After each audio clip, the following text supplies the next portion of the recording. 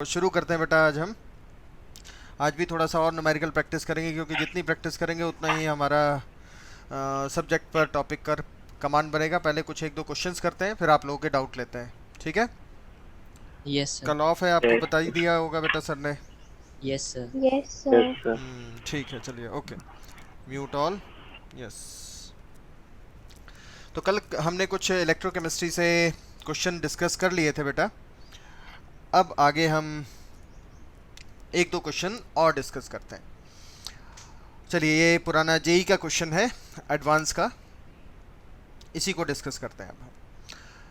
Question है हमारे पास, मैं लिख देता हूँ यहाँ पर, an acidic solution of copper plus two salt.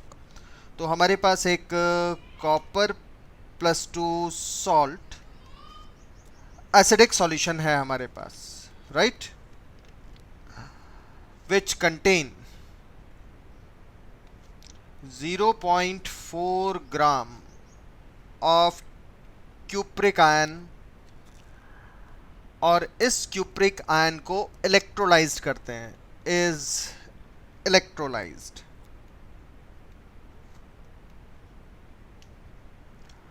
कब तक?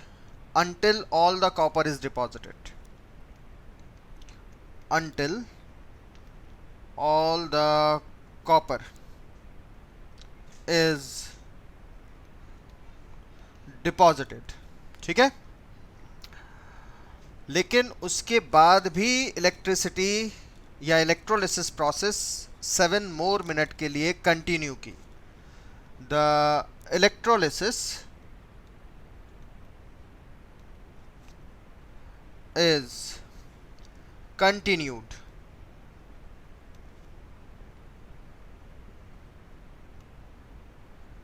for 7 more minutes। 7 मिनट और करते रहे। with the volume of solution kept 100 ml, मतलब सॉल्यूशन का जो वॉल्यूम है वो 100 ml ही रखा, मेंटेन करके रखा, किसी भी तरीके से वो बदलने नहीं दिया। एंड द करंट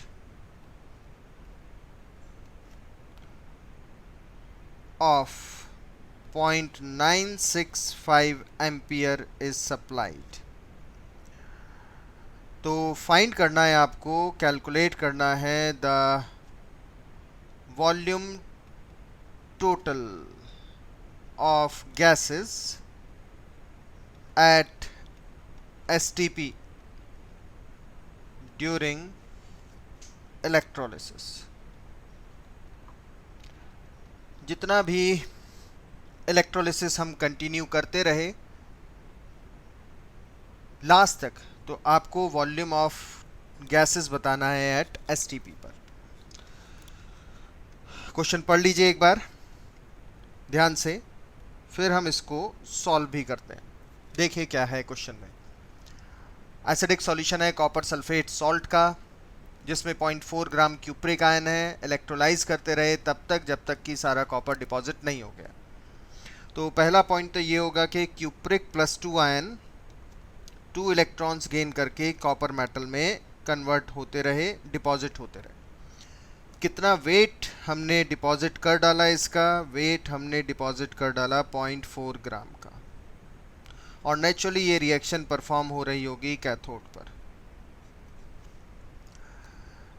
लेकिन इसके डिपोजिशन के बाद भी हम इलेक्ट्रोलिसिस 7 मोर मिनट के लिए कंटिन्यू करते चले गए, और सॉल्यूशन को हमने 100 ml के आसपास ही मेंटेन रखा, 100 ml मेंटेन रखा। और जो करंट सप्लाई किया वो हमने सप्लाई किया है लगभग 0.965 एम्पियर, जब 7 मिनट के लिए सप्लाई कर रहे थे। तो आपको बताना है कि पूरी इलेक्ट्रोलिसिस में जो गैसेस निकली उनका वॉल्यूम कितना रहा होगा एसटीपी पर। तो बेटा जब कैथोड पर रिएक्शन परफॉर्म हो रही है, कॉपर डिपॉजिट हो रहा है, तो कॉपर तो कोई गैस है नहीं, इसका तो वॉल्यूम कोई काउंट होगा नहीं। लेकिन उसी टाइम पर एनोड पर भी तो कोई रिएक्शन हो रही होगी, और एनोड पर जा रहे होंगे वाटर मॉलिक्यूल। वाटर मॉलिक्यूल जाएंगे तो water molecule will lose the electrons. Anode पर वाटर इलेक्ट्रोलाइज होगा और कन्वर्ट होगा O2 plus 4H plus 4 electrons. ये रिएक्शन होगी एनोड पर। तो जब कैथोड पर कॉपर डिपॉजिट हो रहा होगा तो एनोड पर ऑक्सीजन लिबरेट हो रही होगी। एक तो इस वॉल्यूम ऑफ O2 की ज़रूरत है आपको, तो पहले इसी वॉल्यूम को हम कैलकुलेट कर लें। उसी के लिए आपको ये सारा डाटा दिया है, क्योंकि कैथोड को जितना फैराडे चार्ज मिल रहा होगा एनोड को भी उतना ही फैराडे चार्ज मिल रहा होगा। और हम उसको कैसे कैलकुलेट करेंगे, कैसे निकालेंगे, ये हम बहुत आसानी से कर सकते हैं। देखो बेटा, इसके लिए हम क्या करते हैं कि हमने लिखा 0.4 is equals to I into T into E by 96500, ये लिख लिया हमने यहाँ। और ये हो गया 0.4 is equals to I into T into E, हो गया आपके पास atomic weight by n factor into 96500। तो ये हो गया 0.4 by atomic weight is equals to I into T by 96500 into 2, right. तो ये हो गया 0.4 by 63.5 into 2 is equals to IT by 96500। तो this much amount of charge, इतना चार्ज हमने सप्लाई कर दिया, इतने फैराडे चार्ज हमने सप्लाई किया है। यहाँ तक का पॉइंट अगर नहीं समझ आया तो बच्चों रेज करो हैंड, तभी हम इससे आगे बढ़ सकते हैं।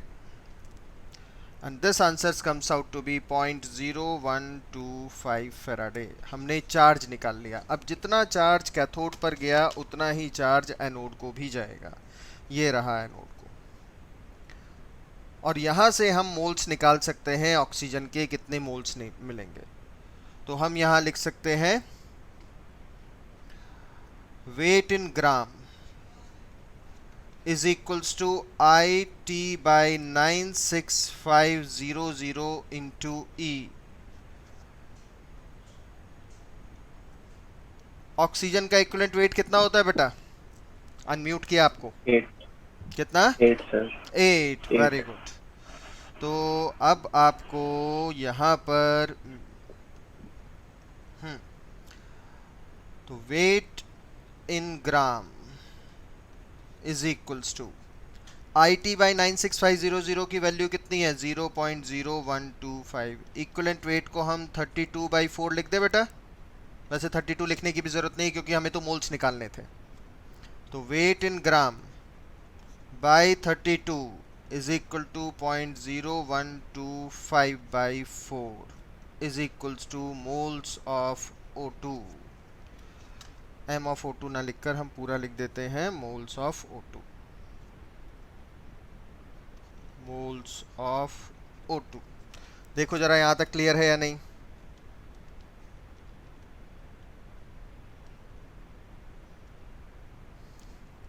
कोई डाउट तो नहीं बेटा इतने पॉइंट पर? तो ये वैल्यू आई हमारे पास 3.125 इंटू 10⁻⁻3।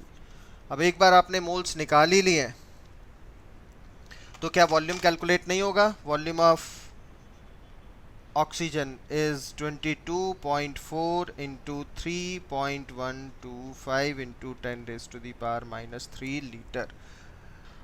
अब देखिए, तो हमारे पास पहले टाइम पर इलेक्ट्रोलिसिस में, मतलब जब कॉपर डिपॉजिट हम करा रहे थे, तब वॉल्यूम ऑफ O2 हम निकाल चुके हैं। वॉल्यूम ऑफ O2 आया था हमारे पास 3.13 into 10⁻³ into 22.4 litre at STP। लेकिन इलेक्ट्रोलिसिस को कंटिन्यू कर दिया 7 मोर मिनट के लिए, और उस समय कैथोड पर बेटा कॉपर तो बचा नहीं जाने के लिए, तो अब कैथोड पर जाएगा water molecule, gain the 2 electrons and converted into H2 plus 2 times of OH negative. तो कैथोड पर अब हाइड्रोजन मिलेगी, और एनोड की रिएक्शन तो नहीं बदलेगी, क्योंकि वाटर को हमने इलेक्ट्रोलिटिक सॉल्यूशन की फॉर्म में रखा हुआ है, वाटर का सॉल्यूशन भी मेंटेन रखा है 100 ml, तो एनोड पर वही रिएक्शन होती रहेगी, 2 times of H2O gives you the O2 plus 4H plus plus 4 electrons. तो अब इस बार आपको कैथोड पर हाइड्रोजन मिलेगी और एनोड पर ऑक्सीजन मिलेगी। इनके वॉल्यूम निकालने हैं आपको, और इस बार भी ध्यान रखना है कि जितना फेराडे चार्ज आप एक को दे रहे हो उतना ही फेराडे चार्ज आपको दूसरे को भी देना होगा। तो अगर आपको नंबर ऑफ फेराडे निकालना हो, नंबर ऑफ फेराडे, तो नंबर ऑफ फेराडे हो गया IT/96,500। I की वैल्यू है 0.965, T की वैल्यू है 7 × 60/96,500। यहाँ से आप फेराडे निकाल सकते हो। फेराडे की वैल्यू आएगी 4.2 × 10⁻³ फेराडे। इतने फेराडे आया। हाँ जी, आगे सॉल्व होगा या नहीं होगा जरा मुझे देखकर बताइए। मैं अनम्यूट कर रहा हूँ आप लोगों को। आपको फेराडे आ गए, इतने फेराडे चार्ज सप्लाई किया है आपने। अब कैथोड पर 2 फेराडे अगर यूज करते हैं तो कितने मोल हाइड्रोजन मिलती है आपको? 1 1 मोल। एक्चुअली फेराडे कितने सप्लाई किए हैं? 4.2 4.2 × 10⁻³ तो 2 फेराडे से आपको 1 मोल हाइड्रोजन मिलता है बेटा। तो 4.2 × 10⁻³ फेराडे से आपको मिलेगा 4.2 × 10⁻³ मोल्स। क्लियर है बेटा इतना? यस कोई डाउट तो नहीं? ये हो गया 2.1 × 10⁻³ moles of hydrogen. Done. Yes दूसरा पार्ट देखो बेटा, यहाँ कितने फेराडे हैं आपके पास? 4 और कितने मोल ऑक्सीजन मिल रहा है? 1 1 मोल। तो यहाँ लिख दे 4 फेराडे से आपको मिलता है 1 मोल O2। तो 4.2 × 10⁻³ फेराडे से कितना मिलेगा? 4.2 × 10⁻³/4। 4 समझ आया इतना पॉइंट? 1.05 very into good. 10⁻³ 1.05 × 10⁻³ मोल्स। कोई डाउट तो नहीं? No No, sir sir. Okay तो दो तरह से कर सकते हैं बेटा, इस मोल्स को वॉल्यूम में बदलो, इस मोल्स को वॉल्यूम में बदलो और सबको ऐड कर दो, या फिर आप टोटल मोल्स निकाल लो गैस के, टोटल मोल्स ऑफ गैस। ये हो गए पहले वाले। कितने मोल्स थे आपके पास? 3.13 × 10⁻³ दूसरी बार आपको मिले 2.1 × 10⁻³ और 1.05 × 10⁻³। और ये जो मोल्स आपको मिल गए, ये जो मोल्स आपको मिल गए, इसको किससे मल्टीप्लाई कर लेना आगे चलकर? 22.4. 22.4 वेरी गुड।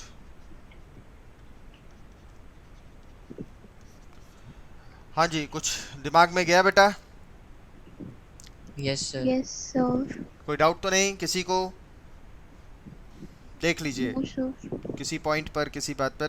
क्वेश्चन लेंदी है बट है भी एडवांस का, टाइम मिलता है उतना करने के लिए। ठीक है। सर हाँ जी बेटा। सर इसमें सर अगर हमने वो क्या लिए सर इलेक्ट्रोड, बेटा जब तक नहीं कही जाते प्लैटिनम इलेक्ट्रोड होगा। मैंने अच्छा आपको कई सर बार पहले बताया ना। यस सर हाँ, तो जब तक नहीं कहा जाएगा तब तक प्लैटिनम इलेक्ट्रोड, इनर्ट इलेक्ट्रोड लेकर चलेंगे हम। नेक्स्ट पार्ट पर आते हैं बेटा। एक क्वेश्चन या एक टाइप ऑफ क्वेश्चन अभी हमारा कम से कम रहता है, उसको और डिस्कस करते हैं। एक और न्यूमेरिकल।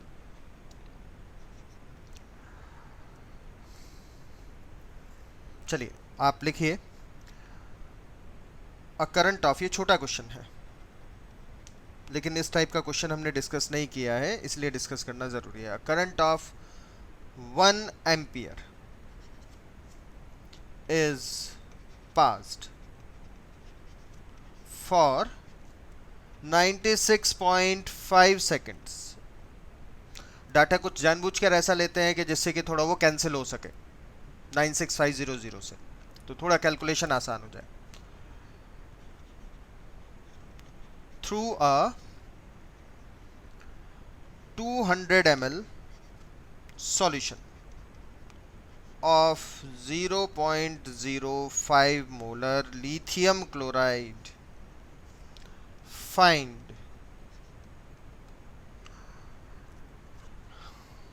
A part. पहले A part ही करते हैं. The volume of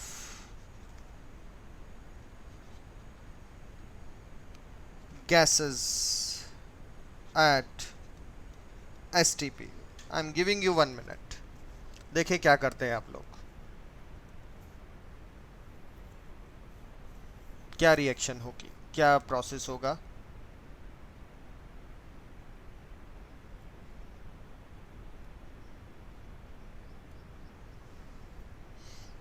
एक मिनट दे रहा हूँ, और जिसका हो जाए just raise hand. A current of 1 ampere is passed for 96.5 seconds through a 200 ml solution of 0.05 molar lithium chloride. Find the volume of gases at STP. कोई नहीं कर पा रहा. जसवंतप्रीत. Yes sir. नहीं बनी बात. सर आया तो है एक क्या है? आंसर. बताओ. Sir 10⁻³ into 22.4 litre. 10⁻³ into 22.4 litre. Litre. अच्छा ओहो. तो मतलब हो गया 22.4 मिलीलीटर. ये यस सर, यस सर. ठीक है. तो ये किसका वॉल्यूम आया? वॉल्यूम ऑफ गैसेस का. कौन कौन सी गैसेस लिबरेट हुई हैं? एक या एक से ज़्यादा हुई हैं? तो मेरे ख्याल से 2 होनी चाहिए. कौन कौन सी? सर एक तो क्लोरीन हम्म और एक हाइड्रोजन.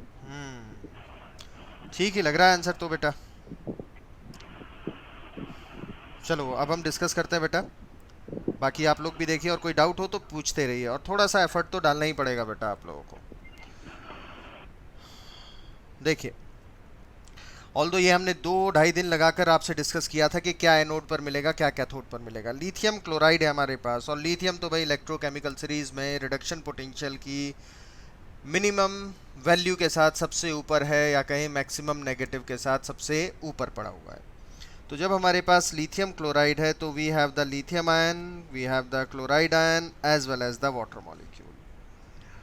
तो कैथोड पर लिथियम आयन तो जाएगा नहीं, कैथोड पर जाएगा पहले वाटर, और यहाँ से ये 2 इलेक्ट्रॉन गेन करके कन्वर्ट होगा H2 plus 2 times of OH negative. ये रिएक्शन बैलेंस हो गई. तो कैथोड पर आपको हाइड्रोजन मिलेगा, लिथियम नहीं जाएगा. और रही बात एनोड की, तो एनोड हम कई बार डिस्कस किया आपसे कि chloride will converted into chlorine by the loss of 2 electrons in comparison to water. Water का ओवर पोटेंशियल को कंसीडर करें तो वाटर का इलेक्ट्रोलिसिस एनोड पर कंपैरेटिव टू क्लोरीन या क्लोराइड नहीं होगा. तो बिल्कुल सही बात है कि ये 2 गैसेस आपको मिलनी है. और नंबर ऑफ फेराडे भी यहाँ सेम दिखाई दे रहे हैं, 2 फेराडे 2 फेराडे. तो बस आपने करना क्या है, अब इस एम्पियर और सेकंड से फेराडे निकाल लीजिए, और जैसे अभी तक हम क्वेश्चन करते रहे हैं, इस फेराडे को मोल्स में कन्वर्ट करना है. How to convert? Number of faraday,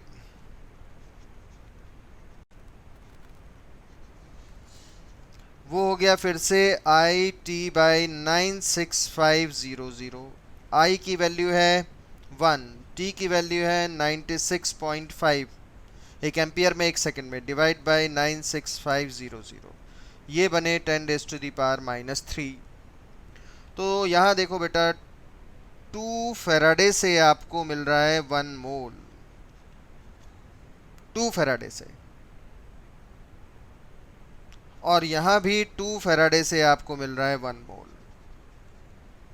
and supply कितना किया हमने 10⁻³ फेराडे, तो हम लिख सकते हैं 2 Faraday use to liberate 1 mole of hydrogen. तो 10⁻³ Faraday will be use to liberate 10⁻³ by 2 moles of hydrogen. And similarly same result आएगा आपके पास 10⁻³ by 2 moles of chlorine. So total moles कितने बन गए गैसेस के? Total moles will be 10⁻³ by 2 plus 10⁻³ by 2। Value आ गई 10⁻³ तो volume in litre at STP हो गया हमारे पास 22,400 into 10⁻³ और इट विल बी 22.4 मिलीलीटर। यही आंसर था बेटा आपका जसवंतप्रीत, और बाकी भी देख लीजिए। और इनफैक्ट अनम्यूट किया, अगर आपसे इंडिविजुअली भी पूछते कि बताओ हाइड्रोजन कितनी है और क्लोरीन कितनी है, तो भी उनके वॉल्यूम बराबर आने थे। कितने? 11.2 and 11.2, because they are using the same number of faraday and producing the same number of moles. Is that clear और नॉट? Yes. Yes sir. कोई डाउट तो नहीं बेटा? No, sir. No sir. Sir हाँ जी बेटा बोलो लालप्रीत। सर पिछले क्वेश्चन में सर हाँ पिछले क्वेश्चन में सर हमने वॉल्यूम क्यों कैप कांस्टेंट की थी? क्योंकि वाटर का इलेक्ट्रोलिसिस कर रहे हैं ना बेटा यहाँ, यस सर। तो वाटर के इलेक्ट्रोलिसिस में क्या हो रहा होगा कि पानी कुछ ना कुछ तो खत्म हो रहा होगा, यस सर। तो इसीलिए हमने उसको कांस्टेंट रखा। और यहाँ पर भी जब तक नहीं कहा है तब तक हम वॉल्यूम को कांस्टेंट लेकर चल लेते हैं, यस सर। ठीक है? नहीं तो हमारा क्वेश्चन होता है भाई वाटर तो इलेक्ट्रोलिसिस में कम होता जा रहा है,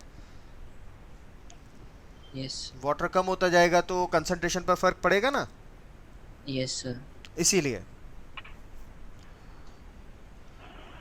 ओके, अब इसका बी पार्ट और करना है बेटा हमने। बी पार्ट में यहाँ लिख देता हूँ, सॉल्व हम नेक्स्ट पेज पे करेंगे। बी पार्ट में है the pH of solution at the end of electrolysis। Last में जब ये हो जाएगा तो आपको बताना है कि pH कितनी होगी सॉल्यूशन की। और यहाँ पर आप ध्यान से देख लीजिए बेटा, लिथियम आयन इलेक्ट्रोलिसिस में नहीं गए, क्लोराइड चले गए, तो आपके पास सॉल्यूशन में बचा होगा लिथियम आयन, एक चीज। और कैथोड की रिएक्शन को अगर हम देखें तो हम देखते हैं कि OH आयन जनरेट हो रहे होंगे, तो लिथियम आयन बचे होंगे और OH आयन जनरेट हो रहे होंगे, इसीलिए सॉल्यूशन बेसिक होगा। ये पॉइंट, ये सब बातें हम ऑलरेडी डिस्कस कर चुके हैं, लेकिन मैंने आपसे कहा था कि हम नेक्स्ट टॉपिक में डिस्कस करेंगे, यानी इस टॉपिक में डिस्कस करेंगे कि pH कितनी हुई। पहले तो हमने सिर्फ इतना डिस्कस किया था कि क्वालिटेटिव पार्ट क्या लिबरेट होगा, अब हम डिस्कस कर रहे हैं कितना लिबरेट होगा।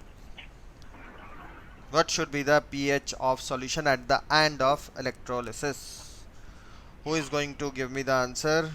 टेक 1 मिनट, ऑल्दो तो यही हो जाएगा वो इतनी जगह पर, यानी सोच लीजिए कि क्वेश्चन का सॉल्यूशन छोटा सा ही है।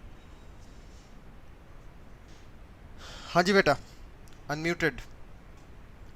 What should be the answer? हाँ जी बोलो। POH3 आएगी। POH3 आएगी। थोड़ा सा और करेक्ट कर लो बेटा, मैं समझ तो रहा हूँ आप क्या कर रहे हो। सर 3 - log 5 POH आएगी। 3 - log 5 POH आएगी, ये कुछ सही है, कुछ नहीं, ये सही है बेटा। आपने जो बताया है वो मोल्स बताए हैं, हमें कंसंट्रेशन चाहिए। आपने वीरेन ना आपने पहले आंसर दिया था, Yes sir. Yes sir. हाँ, तो Volume. आपने मोल्स निकाले हैं वो 10⁻³ लेकिन हमें कंसंट्रेशन Yes sir. चाहिए, 5 भी आएगा. है ना? हाँ, Yes बस sir. इन चीज़ों का ध्यान रखना है। चलो अब हम डिस्कस कर लेते हैं। मेरे ख्याल से आप लोगों ने एफर्ट कर लिया है। Okay,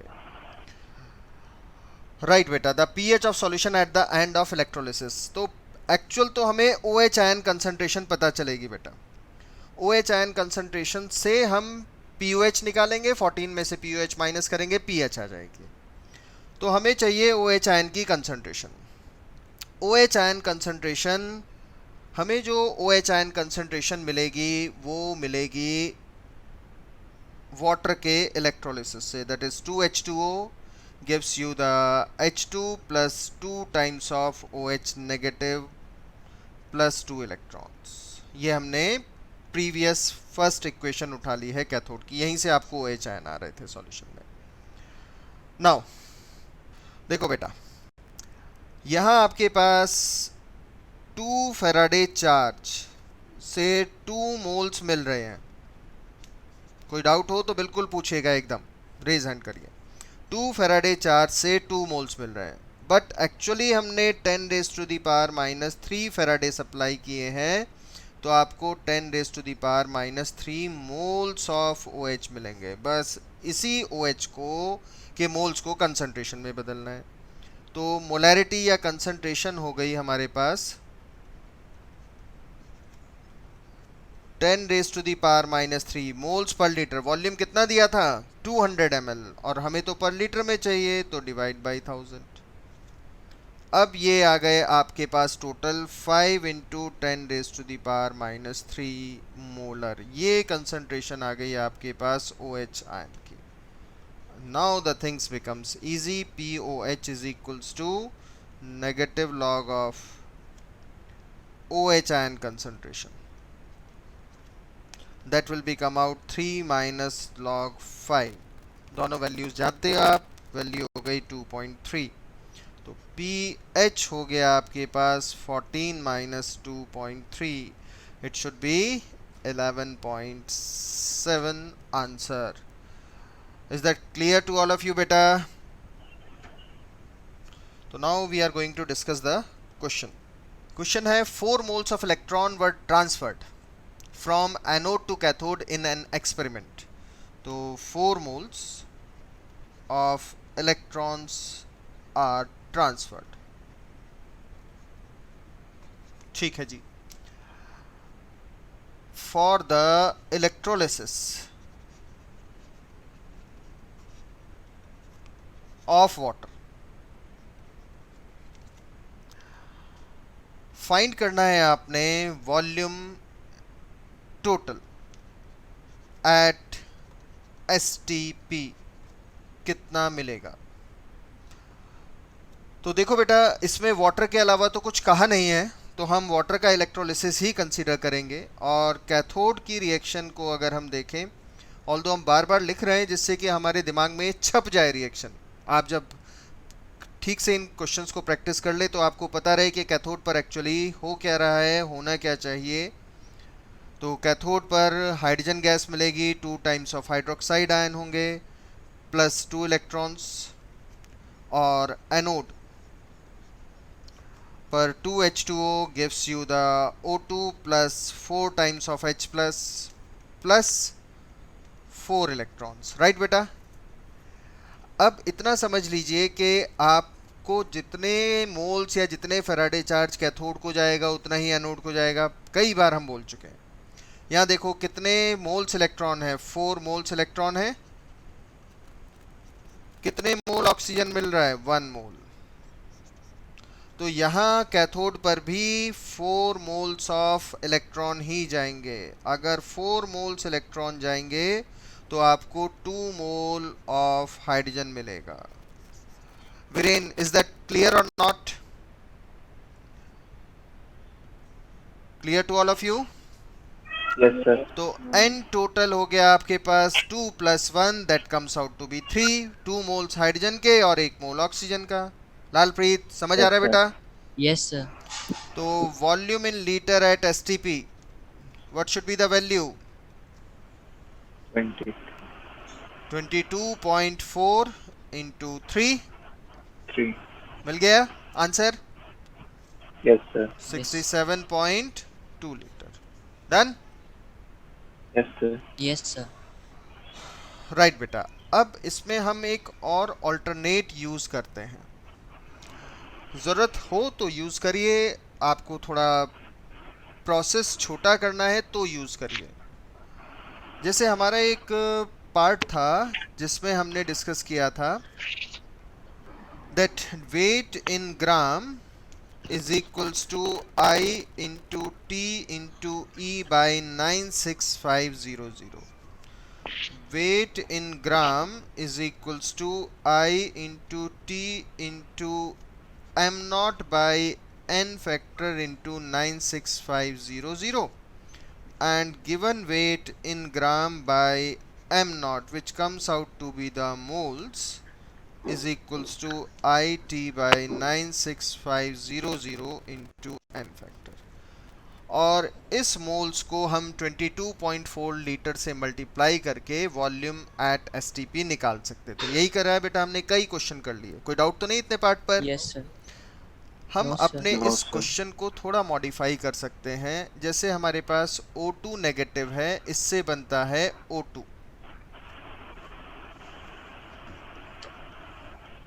right. कितने मोल इलेक्ट्रॉन? 4 मोल इलेक्ट्रॉन. अगर H प्लस है तो इससे बनेगा H2. कितने मोल इलेक्ट्रॉन? 2 मोल. और कोई भी हैलाइड है, chloride, bromide, iodide, in fact fluoride भी अगर कहीं है और वो डिस्चार्ज हो पा रही है तो it will converted into X2 bye the loss of 2 electron. Right. Yes sir. किसी भी गैस का जो volume in litre eight STP आता है वो आता है 22.4 फॉर कितने मोल? 1 मोल. 1 मोल. 1 more. राइट. इसी वैल्यू को हम इक्विवेलेंट वॉल्यूम में भी कन्वर्ट कर सकते हैं. VE is the equivalent. जरूरत हो तो करिएगा. Equivalent volume of gas at STP in litre. और फॉर्मूला यही वाला थोड़ा सा मॉडिफाई हो जाता है. It is now V in litre is equal to ITVE by 96500. ये वॉल्यूम इन लीटर है और इक्विवेलेंट वॉल्यूम ये है हमारे पास. अब equivalent volume for O2 is 22.4 by 4. That will come out 5.6 liter. VE for hydrogen or halogen is 22.4 by 2. 2 electron है, चाहे hydrogen हो या हैलोजन हो. It will be 11.2 liter. तो इस फॉर्मूले से आप डायरेक्टली वॉल्यूम निकाल सकते हैं. आपको मोल्स निकालकर वॉल्यूम निकालने की ज़रूरत नहीं है. यहाँ से आप डायरेक्ट निकाल सकते हैं. जितने भी क्वेश्चन हमने पहले किए जहाँ हमने मोल्स को वॉल्यूम में बदला, उनको आप एक बार इस पर ट्राई कर सकते हैं. सर. हाँ. सर समझ नहीं आया सर, आपने कैसे लिखा सर? ये एक शॉर्टकट है बेटा क्वेश्चन को सॉल्व करने का. हम पहले वेट को मोल्स में बदलते थे. Yes sir. ओके. और मोल्स को फिर 22.4 लीटर से मल्टीप्लाई करते थे. कितनी कैलकुलेशन करनी पड़ी आपको? 2. Yes sir. हम इस फॉर्मूले को मॉडिफाई कर लेते हैं. मॉडिफिकेशन पर जाने की जरूरत नहीं है. इस फॉर्मूले में जहां से आप डायरेक्टली वॉल्यूम निकाल सकते हैं, डायरेक्टली ये वॉल्यूम आएगा इन लीटर. मतलब Yes. अब आप 22.4 लीटर हम ऑलरेडी इन्वॉल्व कर चुके हैं. VE होता है, जैसे यहाँ इक्विवेलेंट वेट है, यहाँ क्या वो VE हो गया? Equivalent volume. यस. ओके. कितने मोल इलेक्ट्रॉन का एक्सचेंज है बेटा ऑक्सीजन में? 4. तो 22.4 by 4 कितनी वैल्यू हो गई VE की ऑक्सीजन के लिए? 5.6. हाइड्रोजन में कितने मोल इलेक्ट्रॉन है? हाइड्रोजन में कितने मोल इलेक्ट्रॉन है? 2. तो 22.4 by 2. तो इक्विवेलेंट वॉल्यूम की वैल्यू कितनी हो गई बेटा यहाँ? 5.6 for oxygen and 11.2 for Then H2 and X2. Hydrogen या हैलोजन, किसी के लिए भी. हाँ. तो अब आपकी एक कैलकुलेशन बच गई ना. Yes sir. एक कैलकुलेशन बच गई। तो मैंने कहा सर आपको इसके जरूरत लिए भी सर हम अलग से ही करेंगे, क्या अलग से वीई कर। अलग अलग से। हाँ तो वीई फिर। यहाँ भी तो आप इक्विवेलेंट वेट निकाल ही रहे थे बेटा। Yes sir. तो यहाँ इक्विवेलेंट वॉल्यूम और वो भी फिक्स है यहाँ पर, हाइड्रोजन और यस। ऑक्सीजन और हाइड्रोजन के लिए। तो मैंने यस आपसे सर। कहा आपको अगर लगता है कि हम थोड़ा शॉर्ट करके कुछ सेकंड्स बचा लें और अपनी कैलकुलेशन के स्पेस को बचा लें, या फिर कहें कि टाइम बच जाए, तो आप इस फॉर्मूले से भी वॉल्यूम निकाल सकते हैं लीटर में, डायरेक्टली आएगा। ठीक है, यस सर। चलिए बेटा नेक्स्ट पार्ट पर आते हैं अब हम। नेक्स्ट अब अगले सेल की बात करेंगे, अगले टॉपिक की बात करेंगे। इलेक्ट्रोलिटिक सेल के बाद अब बात करेंगे हम इलेक्ट्रोकेमिकल सेल की। इलेक्ट्रोकेमिकल सेल, इलेक्ट्रोकेमिकल सेल वो सेल हैं जिसकी केमिकल एनर्जी इलेक्ट्रिकल एनर्जी में कन्वर्ट की जाती है, जिसकी केमिकल एनर्जी इलेक्ट्रिकल एनर्जी बनाते हैं हम किससे, केमिकल एनर्जी से। जैसे आपके घर इन्वर्टर लगा है, हाँ, यस सर। इन्वर्टर का काम क्या है, इलेक्ट्रिसिटी जनरेट करना, मेन तो इसीलिए लगाते हैं हम। सर जनरेट करता है वो? हाँ भाई, इन्वर्टर का काम क्या है, जब लाइट चली जाती है तब इस्तेमाल नहीं करते हैं उसको।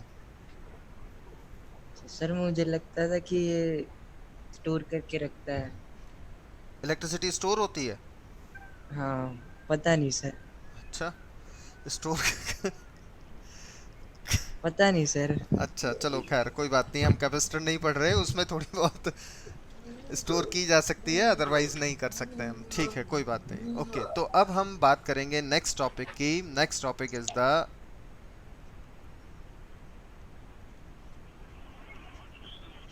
Electrochemistry, electrochemical cell.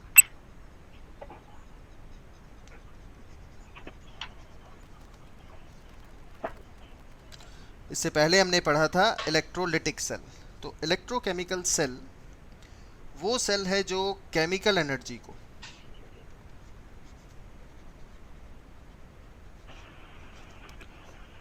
Electrical energy में कन्वर्ट करता है।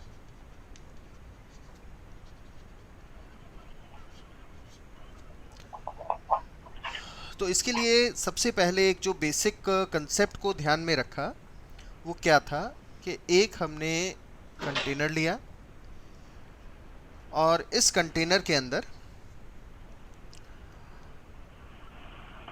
हमने एक प्लेस कर दी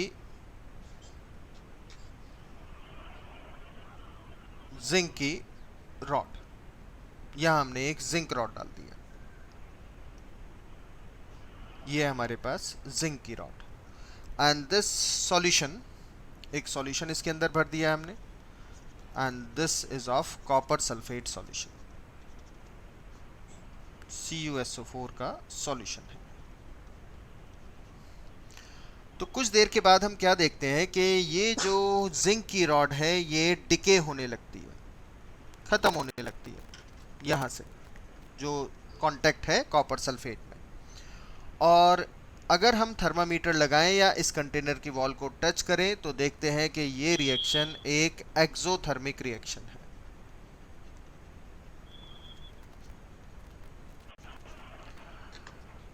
क्या हुआ, कैसे हुआ, कैसे परफॉर्म हुई ये रिएक्शन? इसमें जिंक की जो रॉड है ये बेसिकली जिंक आयन में कन्वर्ट होती चली गई bye the loss of 2 electrons.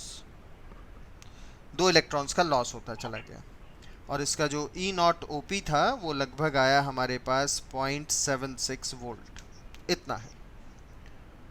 और कॉपर सल्फेट के जो कॉपर आयन है, ये कॉपर आयन इन्हीं 2 इलेक्ट्रॉन को लेते चले गए और बदलते गए कॉपर मेटल में, और इसका E0 RP बनता है 0.34 वोल्ट अप्रोक्सीमेटली। तो अब अगर हम पूरी रिएक्शन को सम अप करें तो हमारे पास रिएक्शन बनती है zinc plus copper 2 plus gives you the zinc plus 2 plus copper. ये एक रिडॉक्स रिएक्शन हो गई जिसमें जिंक का ऑक्सीडेशन हुआ और कॉपर आयन का रिडक्शन हुआ। लेकिन जो भी हुआ वो सब इसी कंटेनर के अंदर हो गया, सब कुछ इसी के अंदर हो गया। एक ने इलेक्ट्रॉन लूज कर दिए, दूसरे ने इलेक्ट्रॉन गेन भी कर दिए। तो इस बेसिक प्रिंसिपल को जब हमने यूज किया किस तरीके से, एक सेल बनाने में, कैसे इस इलेक्ट्रॉन को हम लूज कराएं और किसी वायर के थ्रू कॉपर आयन को गेन करा दें और यहां एक बल्ब लगा दें या डिवाइस लगा दें ऐसे, तो इलेक्ट्रॉन इस वायर के थ्रू, इस डिवाइस के थ्रू होकर फ्लो करेंगे। और अगर किसी से इलेक्ट्रॉन फ्लो कर रहे हैं किसी वायर से, किसी कंडक्टिंग बॉडी से, तो वहां क्या जनरेट हो जाएगी, इलेक्ट्रिसिटी, ईएमएफ होगा। और इलेक्ट्रॉन को भगाने के लिए, इलेक्ट्रॉन को रन करने के लिए, इलेक्ट्रॉन को काइनेटिक एनर्जी देने के लिए, ईएमएफ जनरेट करने के लिए है ये जो एक्सोथर्मिक रिएक्शन की हीट थी उसको इस्तेमाल कर लिया। तो इसीलिए हम कहते हैं कि जो केमिकल एनर्जी थी, यानी ये जो रिएक्शन निकली थी, ये जो एनर्जी निकली थी केमिकल एनर्जी, उसको हमने यूज किया किस पर्पस के लिए, इलेक्ट्रिसिटी जनरेट करने के लिए, यानी इलेक्ट्रिकल एनर्जी, ईएमएफ डेवलप करने के लिए। सर तो electrochemical cells are those device which are used to convert chemical energy into electrical energy. हाँ बेटा बोलो लालप्रीत। सर आपने कहा उसकी हीट एनर्जी को हमने ईएमएफ में बदल दिया, सर वो कैसे किया सर? वो किया कि जैसे इलेक्ट्रॉन को मूव करने के लिए बेटा काइनेटिक एनर्जी चाहिए ना, यस सर। तो जो हीट निकल रही थी वो तो अब यही थी, क्योंकि जो इलेक्ट्रॉन रिलीज हुए यहाँ पर ही थे और कॉपर आयन भी यही थे, मतलब कोई एफर्ट Yes, नहीं sir. डालना पड़ा। लेकिन sir. अब हम इलेक्ट्रॉन को मूव करा रहे हैं वायर के थ्रू, यस सर। तो उसके लिए एनर्जी चाहिए, यस सर। तो वही वाली एनर्जी यूज हो गई इस पर्पस के लिए। तो इस तरीके से हमने एक सेल कंस्ट्रक्ट कर लिया और उसी सेल को हम कहते हैं इलेक्ट्रोकेमिकल सेल। तो chemical cell is the device in which the chemical energy is converted into electrical energy, और इसका बेस्ट एग्जांपल हम यूज करते हैं डेनियल सेल। डेनियल सेल, ये सेल एक इस टाइप का कंस्ट्रक्शन है।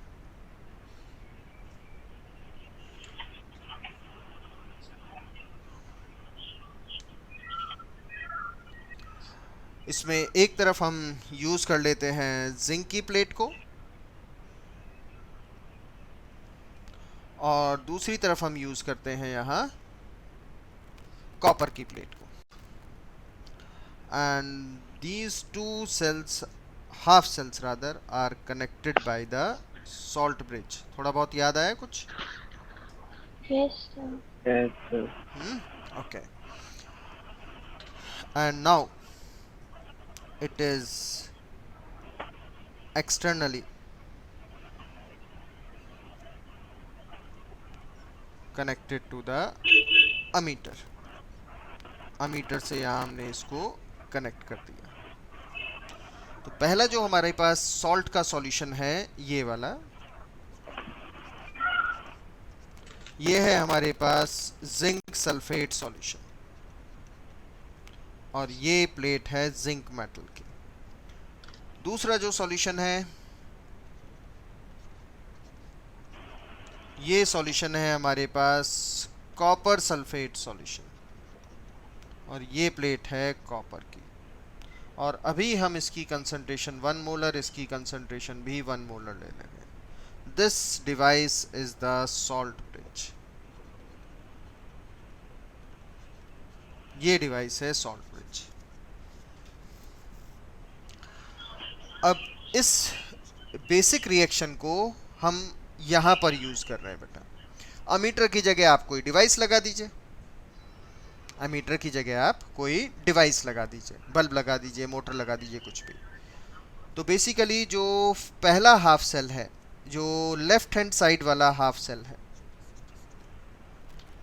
उसमें लेफ्ट हैंड साइड वाले में जिंक प्लेट से, यहाँ इस जिंक प्लेट से जिंक आयन सॉल्यूशन में आते रहते हैं continuously. Zinc is converted into zinc +2 ion bye the loss of 2 electrons, और ये प्रोसेस हो गया हमारा ऑक्सीडेशन का। और अगर जिंक आयन सॉल्यूशन में आते रहेंगे बेटा तो प्लेट के ऊपर रुक जाएंगे इलेक्ट्रॉन। जिससे ये प्लेट हो जाएगी हमारी नेगेटिव चार्ज की, ये प्लेट हो जाएगी नेगेटिव चार्ज। प्रोसेस क्या हो रहा है? ऑक्सीडेशन। और जहां ऑक्सीडेशन होता है हम उसको क्या बोलते हैं? एनोड। बात समझ आई बेटा? इतना पॉइंट कोई Yes, डाउट sir. तो नहीं है किसी को भी? दूसरी अब हम बात करते हैं कैथोड, और ये कैथोड है हमारा राइट हैंड साइड वाला, आरएचएस वाला, राइट हैंड साइड पर। इस सॉल्यूशन के अंदर हमारे पास कॉपर आयन है और सल्फेट आयन है, यही है ना बेटा सॉल्यूशन में? Yes, sir. Yes, sir. अब कॉपर आयन, यहां से अलग एक छोटा सा डायग्राम बना देते हैं। ये है कॉपर की प्लेट, और सॉल्यूशन में क्या है हमारे पास? Copper ion. Copper ion plate से इलेक्ट्रॉन खींचते रहते हैं, तो कैथोड पर copper ion electron from plate pull करते रहेंगे और बनते रहेंगे किसमें? कॉपर मेटल में। प्रोसेस क्या? रिडक्शन। और अगर आप किसी भी सब्सटेंस से इलेक्ट्रॉन निकाल लो तो उस सब्सटेंस पर चार्ज क्या बचेगा? किसी से इलेक्ट्रॉन निकाल लें, सोडियम से Positive. इलेक्ट्रॉन निकाल लें तो क्या चार्ज बचेगा? Sir, positive. पॉजिटिव। तो यहाँ पर जो कैथोड है उस पर चार्ज क्या आएगा? पॉजिटिव। मतलब कैथोड और एनोड उसके चार्ज से नहीं, उसकी प्रोसेस से डिफाइन होते हैं। मैंने आपको पहले भी बताया, कैथोड वो जिस पर रिडक्शन होगा, एनोड वो जिस पर ऑक्सीडेशन होगा। यहाँ कैथोड चार्ज है पॉजिटिव, यहाँ एनोड चार्ज है नेगेटिव। कौन सा सेल बनाया हमने? Electrochemical cell. अब यहाँ इलेक्ट्रॉन जनरेट हो गए LHS में, और RHS में कमी है, तो नेचुरली इलेक्ट्रॉन का फ्लो किधर से किधर होने लगेगा? From anode to Cathode. Cathode. और अगर एनोड से कैथोड की तरफ इलेक्ट्रॉन फ्लो कर रहे हैं तो करंट का फ्लो किधर से किधर हो जाएगा? Cathode. तो कैथोड से करंट आउट, एनोड में इन। इलेक्ट्रॉन एनोड से आउट और कैथोड में इन होते रहेंगे। समझ आ रहा है बेटा इतना पॉइंट? ये है डेनियल सेल। Yes. आप चाहें तो इस रिएक्शन को फिर से सम अप कर लीजिए। Sir, हाँ जी बेटा। sir, एनोड वाला फिर से समझाना। एनोड यानी जिंक वाला। Yes, sir. तो देखो बेटा, यह जिंक की प्लेट है ना हमारे पास, ये रही जिंक की प्लेट। Yes, sir. इस जिंक Yes. की प्लेट से जिंक आयन सॉल्यूशन में आते हैं, आयन सॉल्यूशन में आ रहे हैं। अगर जिंक आयन सॉल्यूशन में आएंगे तो इलेक्ट्रॉन कहाँ रह जाएंगे? प्लेट पर ही रह जाएंगे। Yes, sir. तो जिंक से जिंक आयन बनकर ये तो सॉल्यूशन में आ गए, ये इलेक्ट्रॉन प्लेट पर ही रह गए। और इलेक्ट्रॉन अगर प्लेट पर रह जाएंगे तो चार्ज डेवलप क्या होगा प्लेट पर? Sir, +2. हाँ, अगर इलेक्ट्रॉन रह जाएंगे तो चार्ज क्या डेवलप होगा प्लेट पर? Sir, negative. नेगेटिव। प्रोसेस क्या हो रहा है? जिंक से जिंक आयन बनना, loss of electron, oxidation. Yes, sir. लेकिन चार्ज क्या डेवलप हुआ? Negative. नेगेटिव। देख लो बेटा, इसमें कोई डाउट है तो उसके बाद आगे बढ़ते हैं। सर, हमने एनोड कैथोड बाद में लिखा है ना? हाँ, प्रोसेस के हिसाब से लिखा है बेटा, यस। बिल्कुल। अभी फंक्शन ऑफ सॉल्ट ब्रिज रहता है, लेकिन पहले ये तो देख ले।